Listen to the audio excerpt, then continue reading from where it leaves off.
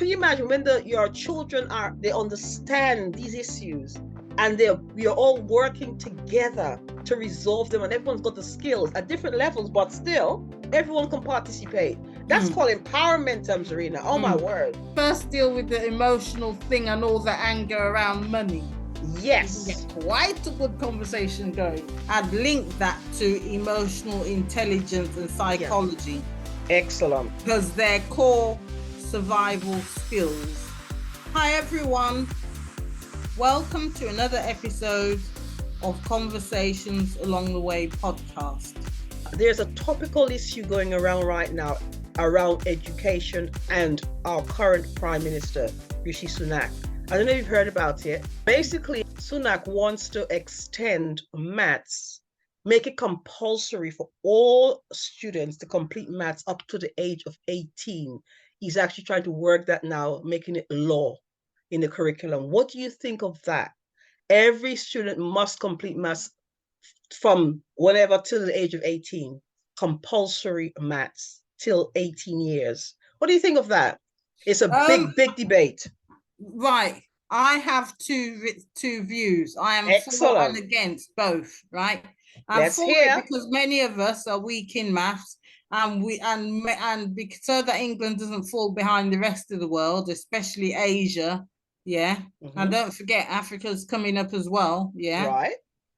And they're stronger in maths. And because of that, we get left behind as a country here in England. Yeah. So you're agreeing with Sunak? I'm agreeing with the maths.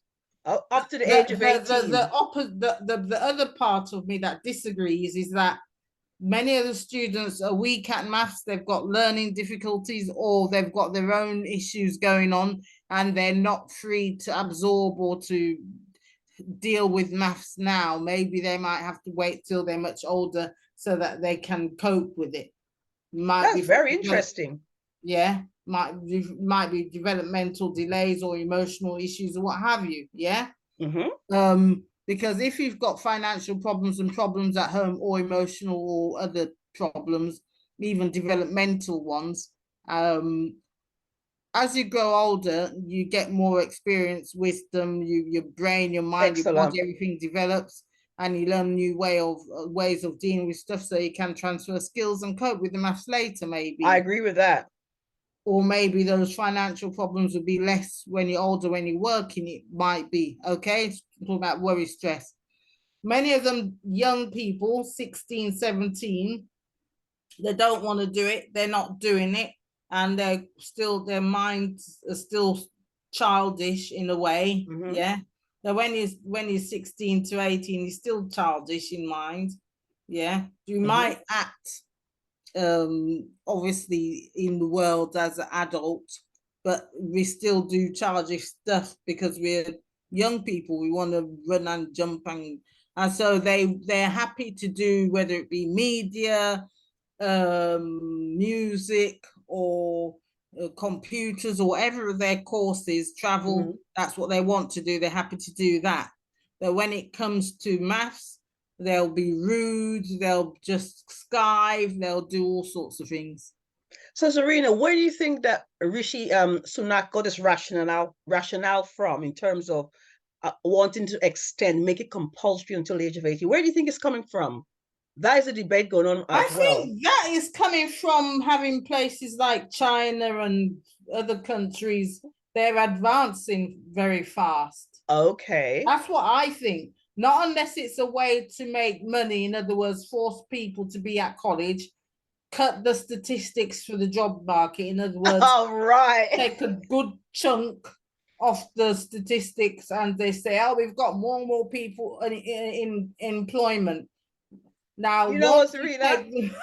That sounds like a more probable. That's very shady, where to cut the statistics to make it look saying, like, oh yeah, it's helping them. But for myself, I see it two ways. I agree, but I also disagree.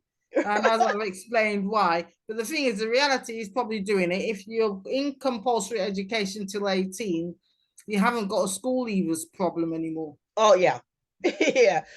How do you think the young people will actually receive this? I mean, you mentioned a little bit. Yeah, some of them will probably agree. many of them might get angry because they don't want to do maths Yeah, and English. exactly. They want to do music, computers, business, whatever it is they want to study.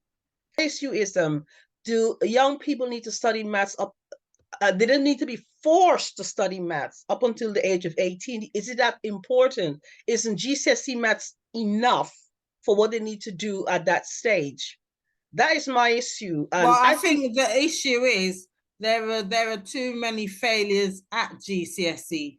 right. I think the real issue is that's uncomfortable to look in or down or around at upon, yeah, is at school. Of course, you're going to have a tight budget, but the fact is, you're leaving it until when they're 16 to 18, then they've already got negative attitudes that have been well ingrained and cemented. If when they get to year 4, that means they're about 8, 9 year old or 7, 8, right? And they're having problems in mathematics. If at that time they got the learning support they really need, and it might take some more hours than having a woman come 15 minutes, well, that's not going to help. They need support. If it means you have to group up different groups and have them working with support workers properly instead of just following the curriculum, because I spoke to the maths teacher. Excellent point. Following the curriculum, no, you stop and you cover the parts where they themselves are weak. That's a very good point, Zarina. And that means it's going to take time and effort. I was actually looking at how he's going to manage this within the schooling system. Who's going to be doing it? Can he get these learners, these students to stay? I think there's going to be a lot of resistance. I mean, amongst teenagers. They're going to resist because they don't like it. Whereas if when they were 8 years old in class 4, yeah, coming up, they had the support then and there and the discipline, whether they wanted to do it or not, and dealt with properly in supportive groups with learning support people that can actually assist them instead of just following the curriculum, give them what they need at that level. If they haven't grasped what's in class 3, how do you expect them to grasp what's in class 5? And take some effort over those years from year 4 up to year 6. Then there is another gap of year 7, 8, and 9. You need to start dealing with those issues because by then they're older and they're negative. I find a lot of depression, negativity, and a lot of anger and resistance amongst the teenagers because it hadn't been dealt with earlier and resolved earlier. Okay, sounds very emotional, doesn't it? Zarina, I believe, now that you mentioned the word, the E word, emotional, I believe that students, teenagers need to be, I don't know how it's going to be done, taught emotional intelligence instead of extending the maths until they're 18. I think that is the issue where they need to understand how to cope with their emotions. Or if they need to include the maths and English, let it cover subjects that are dealing with emotional intelligence, subjects that are close to their hearts, the experience of young people and the world as the whole planet. Sorry, I'm not supposed to say that. Once you're dealing with that, and then dealing with financial intelligence as well. Why don't they cover budgeting? And oh my word, Zarina, you're on my wavelength. That is what they need to teach from a very young, I think from age, I would say 8, 9, even from age 9, about finance. Class 4, you have the maths lesson, and then you include some units on budgeting and saving for your holiday and things like that. These are things when you see your mum and dad get angry about the bills, this is what's happening, and then give them it in very simple thing, and then things to help them to do so they don't feel overwhelmed. And then they talk about mum came back home from work crying and throwing things around and shouting or whatever it was. What do you do then? And then they use that for the English language development to talk about, they put them in smaller groups with a learning assistant and do the those things. That would make so much difference coming up. By the time they get into class 7, then Wow. they're able to absorb the information you're trying to give them. Otherwise, I'm going to be shouting at the wall the whole day. You know what? And you know what's really, that's excellent, because that's exactly what I'm thinking of. Even that, as you said, with families, when parents, you know, they're working hard, their children are asking them for so many things, demanding, can I have a new mobile phone? Can I have a new this? If I that want the child bike. is taught that emotional intelligence, business, how to do business plan, how to save, what they will be more sort of like responsible teenagers and adults, isn't it? Knowing that, you know what, maybe this is And not the give right. them case study scenario where it Yes. covers the mathematical skill Yes. and the English language skill. Like, I am just imagining the conversations, Zarina, at home around the dinner table with teenagers, children, and their parents when about how to budget. We're having some issues in terms of our salaries have actually been, you know, cut. Yeah. How we need to sort of like rejig, go back to the drawing board, and you know, bring out the Excel sheet. These are the things I think young people need to be to know. These are practical skills, not just extending the maths to 18 years just like that. They need emotional intelligence. It needs some honesty. Yes. The group, you're going to have some of the students that can excel along with the pace of the curriculum. No problem. Yeah. And learning needs to be made lifelong. Yes. Right? And they can sort out the pricing and how it's paid later, right? Where people, as they work through the maths and English, I'd link that to emotional intelligence and psychology. Yeah. Excellent. Because they're core survival skills. So now instead of just getting ready for industry, you're getting ready for survival. Yeah, or even thriving from survivals where you're thriving and actually getting even better at in terms of improving life for yourself and your children. That's it. Because if you say to a young person, improve for the next generation, of course they'll understand and they'll agree, but really they want to improve their own lives. That is it.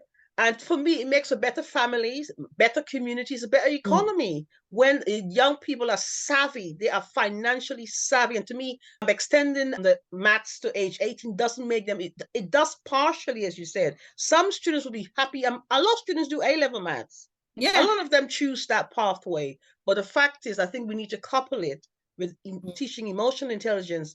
If you're going to give people maths and English, it needs to be linked to what they experience, what's important for them.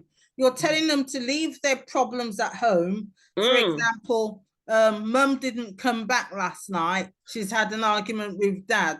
And then go and sit the exam, do this, do that, you're getting ready for a job. He's not thinking about a job. He wants his mum. He wants, when he goes home, he doesn't want to be threatened by a drunk father or have only one letters coming, so they have to leave the house and go and sleep around his cousin's house on the floor. You see that they say, you see the dynamics of families are changing. It's already started to change, really, where lots of young people have to stay at home older age than, I mean, my time and your time possibly. I mean, everybody gone by the time they're 16, 17. Let me tell you, in my time, I mean, by the age of 15, 16, I was out. But right now, with the economy and the way the world is right now, a lot of people, young people are finding themselves having to stay at home because of the economy. They don't have the money to buy a house or pay for a flat and all of that. And the fact is, if the family's already got problems, that's it. Like there's one student, he spoke to me and he said, he never forgets the time when his father chucked him out when he was 22. Even though he was 22, that he was put out of the house. He had no home and he went homeless for, I don't know, 6 months or something. Was it 6 months, 2 years? I can't remember now, right? Even though it was big and he's older, but it's having an effect on him. Yeah, it will do. As I said, maths on its own is not going to do it. I mean, if you want people to start dealing with the things at home, daily life. That's it. Because you have to do all those operations in daily life anyway. Exactly.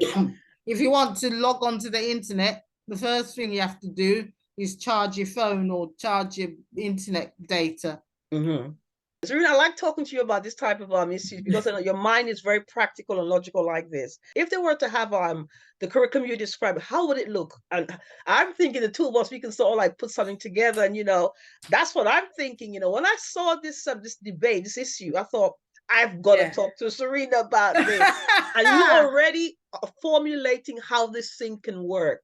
So that's very interesting. When you're dealing with it, could be first deal with the emotional thing and all the anger around money.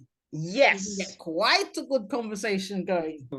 And then the boys will probably argue with the girls over the girls' importance on their hair and their makeup and fashion, and the boys talking about, what his dad said or whatever it was. Excellent. You have to control the language at that age. Oh, yeah. Right?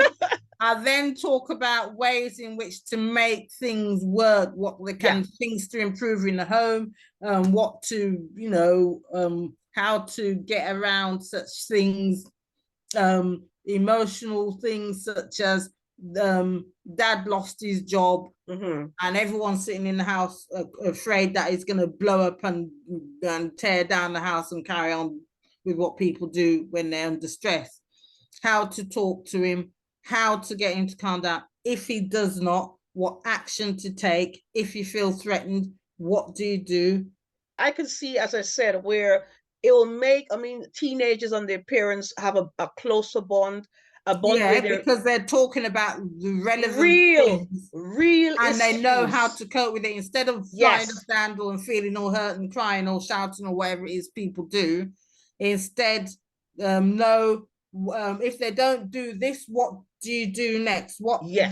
How would you, what if the person hit out? How would you make yourself and your little brother or whoever it is, keep yourself safe? How would you get him to deal with the problem? Or if not, get help to what have you? And then you talk about those things. What ideas might you have about this is the weekly cost or the shopping or whatever it is, and the rent and all the rest of it. How could we make all of that fit into the how many pounds mum gets from Universal Credit or wherever she's working? How might that be? Oh, but my big brother took mum's purse the other day or what have you. Then we discuss those issues and things to ways to deal with it. And if there is violence, how might you implement safeguarding and all of that at home? What help to get if you can't deal with it yourself? How far should you go? What should you say? Even though you might be angry about it, how can you let them know how you feel without being angry if they're not accepting any anger from you? What do you think they have their own anger issues? What do you think is causing it? Let them see into their mum and dad. Excellent, Zarina. Let them see into their mum and dad, the issues that they have, and then see. They act out the anger that they can actually act out, and you give them safe space and boundaries. Now you have walk around the classroom. Do not touch anybody, but just act out when your mum flies into a rage or your dad bangs the table or something, and they walk around and act it out, and then afterwards that's about something like 1 or 2 minutes, and they sit down. Okay, write down on your notepad these things, what they do in a sequence, how they behave. Now they've written down the bullet points. What emotions are attached to each of these things? What pictures come to your mind? Note it down. What do you think? And as they talk about it, and then you can say, right, what are the problems? And write down what the issues are on the board. It might be money, anger, whatever. And then you can group them into fidelity, infidelity, financial worries, mental issues related to bad memories or whatever it is, and put it on the board. Now, because the week before you've done preparation talking about how to deal with these different things, what do you think? Remember what we did before, because you've already done something, and you link it to each one that you've got on the board, or do it on the screen if you're at a laptop. And then as they work through it, of course, some people will get better results than others.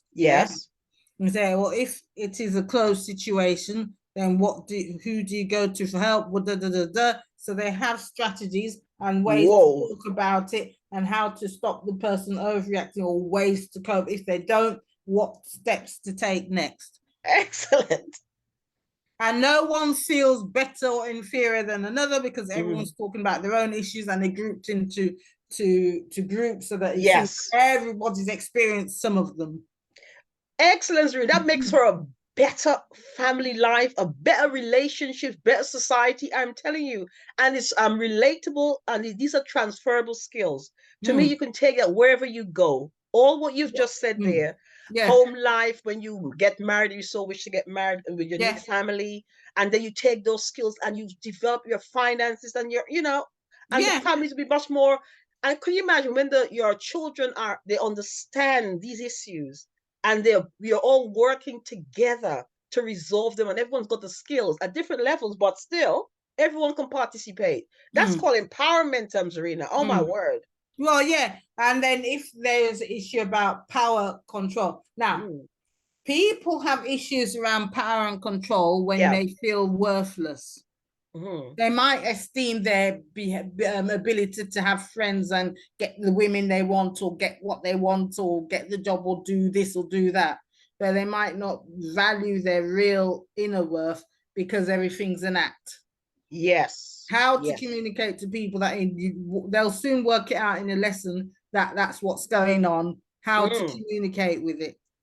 How to influence the awareness of the other person so they see that I'm not opposing you. I'm trying to help myself and you also. That would even increase entrepreneurship if that's what the government wants for people, for young people and adults. Well, yes, because it can transfer the skills to entrepreneurship. You can't be scared of, oh, that's going to happen and there's nothing I can do with it. These are the actions I can take. So you can link that to the lesson on entrepreneurial skills. Oh yeah. That's what thanks for that, Zarina. That's what I was saying. I was thinking I prefer it going that route instead of just extending the maths to age 18. Well, the thing is, remember the mainstream. Well, let's be honest, it's not designed. Do I need to go on? I know where you're going with that. Right. So what we do, groups of us, start thinking of our own things that we can work into the system that's already there and other things we can do outside of it.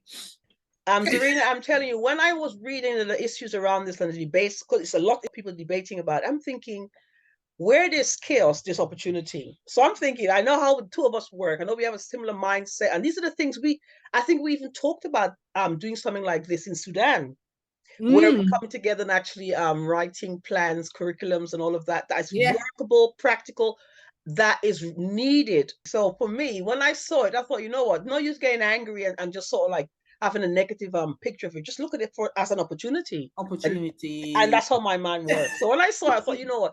This is an opportunity for online training. Things that we talked about, I'm telling you, I can just see it flowing into 2023 and beyond. So and that's how I saw it.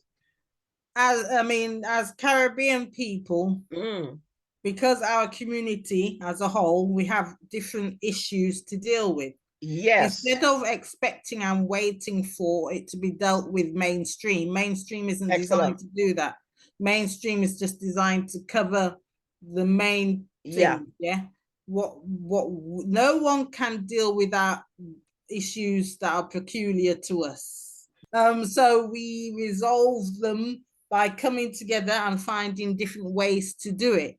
So in different parts of the country, and even in different countries around the world where there are Black people, our local economy and environment, our issues relating to us where we are, relating to whatever history we have, because they're people from different countries, and then mold the education and the needs into, that you need English, maths, and even if it's a local language, then you need the emotional IQ and the financial IQ. You when you write the curriculum, actually can do a plan of the year yeah, with the different points for each how many weeks.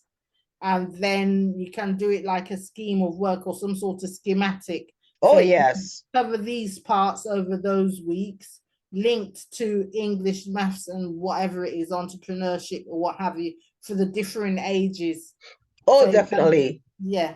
To me, That's that's a gap in the market. And I yeah. think this we can actually start off with maybe people who might be struggling, like ethnic minorities, and then even develop it for the wider world. Well, yeah, because you'll be surprised that many of our own issues as Caribbean people are echoed in Oh, different, yes. even in the so-called privileged community. Yeah, Definitely. you'll find those issues are also reflecting Yeah. different levels. Yeah. And I think this is going to be a fun and learning curriculum because how you described it is, I mean, working in groups. Young people will have fun doing this. It'll be relatable. They'll be able to sit and work with their peers and will sharing like similar because not many people talk about what's happening at home. Can you Well, because you imagine? can't, it's not safe to Exactly. do so. But could you imagine this particular curriculum where people are saying, my word, I mean, we have similar things that's happening at home and having that type of revelation, and they're thinking, you know what, we have so much in common. And I think it will bring people more together in terms of when they're working these out in schools and colleges, whatever. So I can see where this could influence the mindset of so many people. So I think this is absolutely amazing. So when I saw this thing extending the maths, I thought my mind was going just like our mind used to be going woo woo, you know, when we're sitting Because what outside they chatting. do at college, they just repeat the curriculum Yeah, to catch up with the GCSE. Whereas I'm thinking, okay, if you can't do that at school or at college because the mainstream is you follow that way because that's how the funding goes, you see, right? yeah, They won't fund you unless you're actually doing their course. Then I they'll fund know. you for it, right? So what we can do is say, look, no one's going to fund us except for ourselves. Yeah, If you want to be able to keep up with the course and do the course, follow that at college if that's what, or school if that's what they're telling you to do. At home, you have extra work. That work, you keep it, I don't know, 1 hour every other day or however many days you set up the system or the curriculum for to cover the main points. Yeah.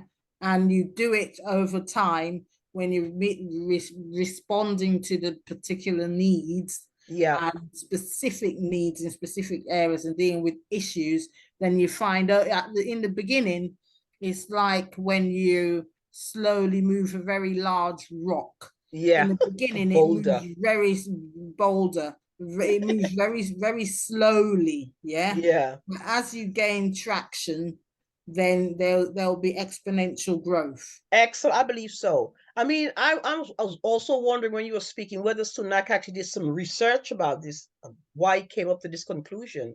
At that level, he'll look at statistics that in other countries they have a better income and their level of maths is higher, for example, maybe. Yeah, I haven't done the Yeah. research. I'm guessing that's what he'll see.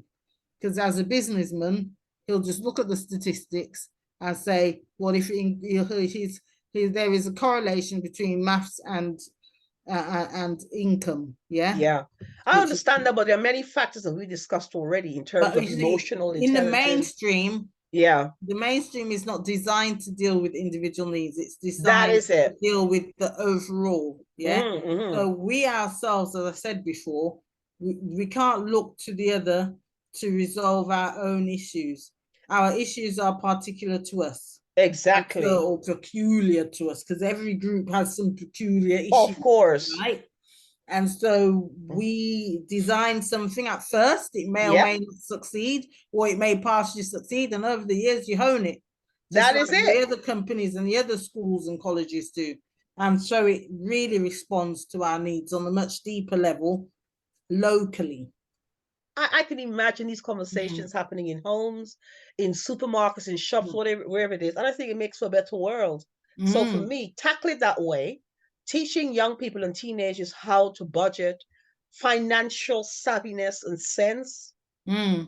with emotional intelligence. So and they have ideas as to how to respond to needs. And so I'm so happy that he actually suggested this, and there was so much debate going on about it, because it helped me to think of the possibilities. And that's what came from this discussion as well, Zarina, that there are possibilities that we can tap into as so teachers. instead of looking at it being negative and angry, they're just throwing money at it and not dealing with the root cause. Who's supposed to deal with our own root cause? Some strangers in London or ourselves as a group? That is it. So, Zarina, we've got a project there for us, isn't it? A pile of work. I think it's so exciting, you know, these exciting times we're living in, Zarina. Remember, when there is a problem, that's an opportunity. Imagine problem is, problem. Yes, there's a problem. How can I deal with that? How much money can I grab while I'm doing it? So we've got to come together and sort of like formulate something. And that goes for other people as well, because there are many teachers out there, there are many mentors, counselors. I thought, you know what, my mind was tingling. It was like the light bulb was going off when I was reading all the different debates around this, Zarina. Thank you so much for sharing this conversation about. Thank you for letting me giving me the opportunity to access the information and express what I'm seeing. I know it was like deja vu back in Sudan. All the ideas coming. So I think we can do this thing. So we just have to others, as you said, can, do what they need to do. But there's many gaps. Many people can actually participate in this. And I think that the Prime Minister and the government need to get this thing right. I mean, in reality, we know it's going to just be a stopgap thingy. It's not going to be well designed out, because then it will run into millions. How can we use what the government has provided to improve our issues, ourselves, our learning? That means that if you're at a college, obviously everything's going to be managed by the college administration or what have you. You can, if you want, find a way to talk to them and incorporate and include stuff. If not, after school, arrange it to the core subjects, arrange for it to be taught in a certain way, covering all the core skills, but dealing with the deeper issues together. And that's where change happens. Wow, I'm glad you brought that subject up. I feel good. I know. So we're going to continue working together off our conversations on this particular topic. So thanks. We speak again. Okay, thanks a lot. Bye.